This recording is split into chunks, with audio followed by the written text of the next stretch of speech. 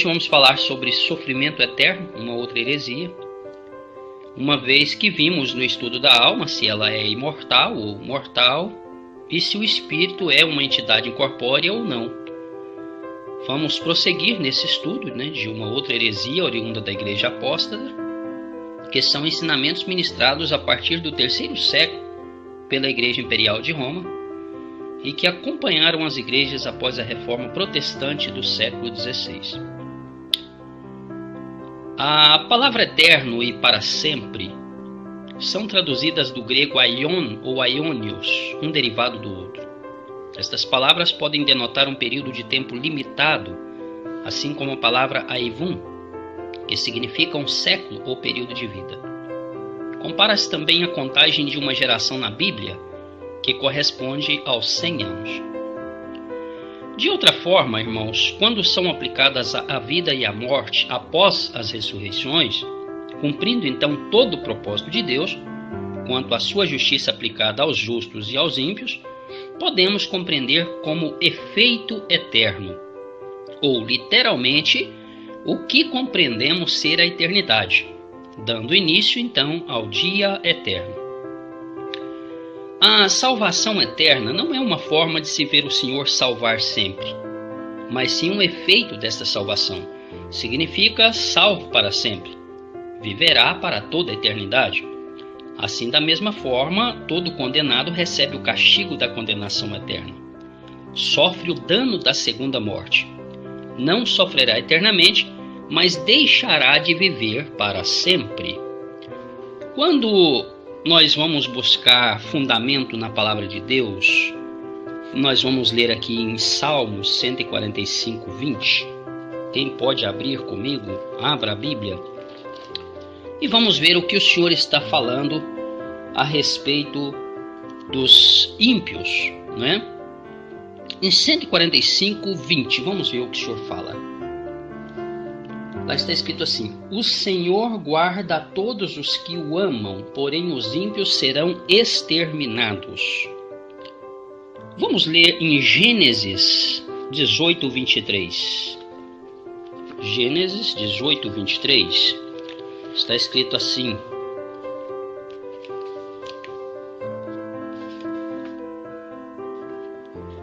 e aproximando-se a ele disse: destruirás o justo com o ímpio?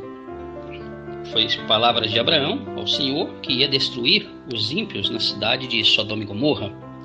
Então veja que serão destruídos, exterminados. Ora, mas se um dia vão ser ressuscitados, isso quer dizer que quando sofrerem o dano da segunda morte vão serem destruídos ou exterminados para sempre. Vamos ler ainda mais o que diz a palavra de Deus em Salmos 94, 23. Vamos ver o que está escrito lá.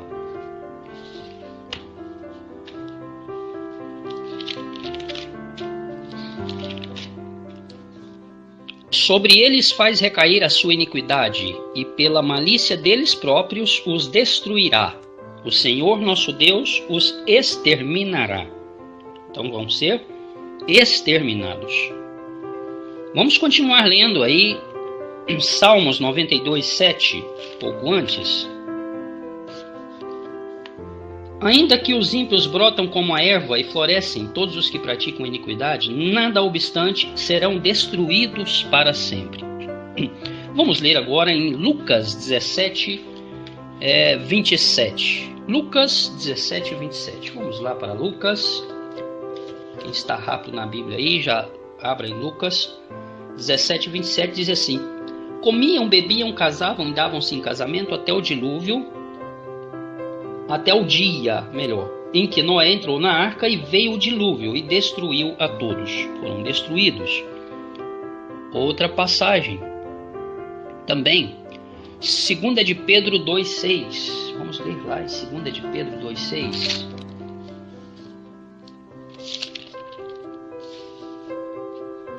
E, reduzindo a cinzas as cidades de Sodoma e Gomorra, ordenou-as a ruína completa, tendo-as posto como exemplo a quantos venham a viver impiamente.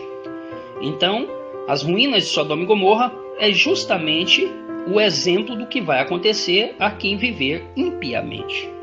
Logicamente, as cidades de Sodoma e Gomorra não estão queimando ainda, mas Deus cumpriu com seu propósito, levando elas, através do fogo, à ruína completa. Vamos ler ainda em 2 de Pedro,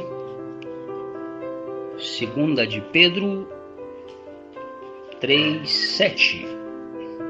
Está escrito assim: Ora, os céus que agora existem e a terra, pela mesma palavra, têm sido entesourados para fogo, estando reservados para o dia do juízo e destruição dos homens ímpios. Destruição. Ora, é simples. É só pegar o dicionário e entender e ver o que significa a palavra ser destruído, né? É simples, é só olhar o significado da palavra destruição aí. Vão entender claramente que não vão sofrer para sempre, né? Eternamente. Bom, com essas passagens aqui nós vamos continuar o nosso estudo. E vamos ler também lá em Judas 7. Os irmãos vão clarear um pouco também a respeito desta passagem. Em Judas 7 está escrito assim: Como Sodoma e Gomorra e as cidades circunvizinhas, que havendo se entregado à prostituição, como aqueles, seguindo após outra carne, são postas para exemplo do fogo eterno, sofrendo punição. Daí eu pergunto para os irmãos: Sodoma e Gomorra ainda está queimando? Logicamente que não, né? Mas a ruína lá foi completa. Lá a ruína foi completa. Quem sabe não deve ter nem vegetação naquele lugar onde o Senhor queimou com fogo e enxofre, né? Então, a ruína foi completa. Então não está queimando mais. E isso, a sentença dada a estas cidades, são um exemplo para todos os que vão viver impiamente, segundo Pedro. Continuando, irmãos, nosso estudo, vamos ler aqui mais a respeito do sofrimento eterno. Nós devemos diferenciar a eternidade para os salvos e o dano da segunda morte ou morte para a eternidade. Como já disse anteriormente, a morte não é sofrimento, e sim inconsciência. O efeito da morte para os ímpios será para a eternidade, diferente da primeira morte, uma morte temporal, em que ainda ressuscitará para juízo. Mateus 25:41 diz o que lá em Mateus? Então o rei dirá também aos que estiverem à sua esquerda: Apartai-vos de mim, malditos, para o fogo eterno. O fogo eterno aqui é o que? É agente de destruição, comparando ao inferno, não é? Preparado para o diabo e seus anjos. Amados, este fogo é proveniente do lago de fogo e enxofre, o último agente de destruição de Deus, tanto para o anticristo, o falso profeta, o diabo, a morte, o inferno e os ímpios. Se você ver, aí você vai fazer justamente essa relação que eu fiz aqui, na sequência que o próprio livro de Apocalipse nos traz. A própria morte e o inferno, que sempre a acompanha, deixará de existir, pois o lago de fogo é a segunda morte. Ou seja, tudo vai ser lançado ali. Daí, irmãos, a compreensão de que inferno hoje não é um lugar literal de sofrimento. De outra forma, como entenderíamos um lugar de sofrimento sendo jogado em outro? Não é? Então é contradição. E nós vamos falar sobre o inferno nesse estudo para que os irmãos possam entender. O que seria hoje o inferno, se não é, na realidade, um lugar literal de sofrimento? Nós vamos explicar isso aqui. Porque se morre, está inconsciente, logicamente, não está no inferno, coisa nenhuma. Um lugar simbólico que os ímpios estão é o lugar chamado Hades, porque estão dormindo, não tem contagem de tempo na morte. Quando ressuscitarão para juízo e serão condenados ao lago de fogo e enxofre, que é o inferno dos últimos tempos. Porque inferno também é agente de destruição, segundo Oséias. Nós vamos depois entrar sobre esse assunto do inferno. O fogo eterno consumirá todos que queimarem por pouco ou maior tempo. Isto diferencia a forma de tratamento do Deus justo e poderoso. Todos os ímpios queimarão, até pagarem o último ceitil, ou seja, por todas as suas más obras. Quer um exemplo disso? Vamos ler então. Ou melhor, vamos comparar aqui, vamos fazer uma comparação. Imagine comigo um jovem de 18 anos apenas que morreu no pecado de prostituição, ou de roubo, ou de crime. Segundo o que nos mostra a Bíblia Sagrada, ele ressuscitará para a condenação no juízo final, não é mesmo? Este jovem sofrerá no fogo até pagar por todos os seus atos de impiedade, sendo respectivamente exterminado, consumido para sempre, pois sofrerá o dano da segunda morte. Ora, morte é inexistência, é inconsciência, então vai queimar no fogo até expurgar por todos os seus pecados. Ele não sofreria nem mesmo como Hitler, que queimou milhares e milhões de judeus no Holocausto, nos tempos da Segunda Grande Guerra Mundial. E também não sofreria, logicamente, como o diabo, que queimaria por mais tempo, por ser mentor e a origem, a fonte de todo mal. Em contrapartida, irmãos, presta atenção muito nisso aqui, isso é muito importante. A doutrina do sofrimento eterno ensina que este jovem sofrerá eternamente no fogo do inferno. Analise comigo. Se o mencionado jovem viveu poucos anos tendo consciência do que é o pecado, sofreria ele a mesma pena que os dois personagens que eu descrevi agora, Hitler ou o diabo? Isto chega a ser um paradoxo a toda mente sensata e idônea. O juízo de Deus não contradiz o seu amor. Ele é fiel até mesmo em seu julgamento. Não é um juiz indulgente, mas tampouco tirano. Sabemos, como lá está escrito em Hebreus 12:29, que Deus é fogo consumidor, mas ele também é amor e o seu juízo é fiel, o seu juízo é reto, íntegro.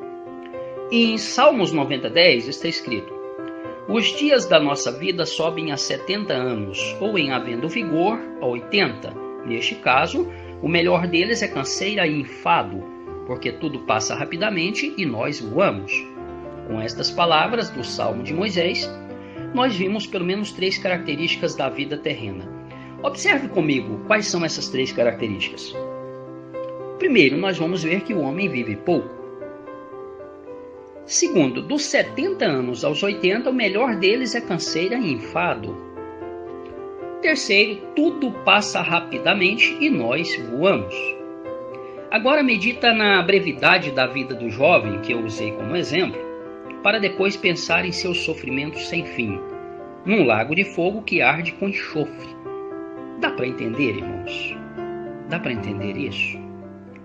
A doutrina do sofrimento eterno, ela não faz diferenciação de tratamento quanto à condenação.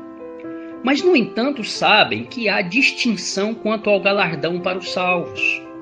Se cada salvo vai ser recompensado segundo o que fizerem por meio do corpo, ou bem ou mal, como sofrerão iguais penas todos os condenados? Não é? Eles querem até incrementar dizendo que o fogo vai ser na medida para cada um, mas não muda a sorte de quem viveu pouco para um sofrimento sem fim. Muda? Não muda. E analisando esta passagem que eu disse aqui para os irmãos, nós não vamos ter um galardão que um apóstolo Paulo, escolhido por Deus para aquele ministério, para aquele fim, nós não vamos receber um galardão que Paulo vai receber. Mas nós vamos receber o nosso galardão, que estamos fazendo a obra do Senhor. Então se há diferença de galardões, que significa recompensa e tem sentido positivo tanto quanto negativo, como sofrerão iguais penas todos os condenados? É uma coisa de se pensar. Em Pedro 2,6 está escrito: e reduzindo a cinzas as cidades de Sodoma e Gomorra, ordenou-as à ruína completa, tendo-as posto como exemplo a quantos venham viver impiamente. Eu já disse isso aqui. Claro, evidente que os ímpios serão arruinados completamente, como foram as grandes cidades do pecado, Sodoma e Gomorra. É importante lembrar que o fogo não mais está queimando estas cidades, apenas cumpriu a ordem de Deus para levá-las à ruína. Da mesma sorte, o fogo consumindo ou fazendo perecer todo injusto, inclusive o diabo, que queimará pelos séculos dos séculos, não terá necessidade de arder em chamas por todo sempre.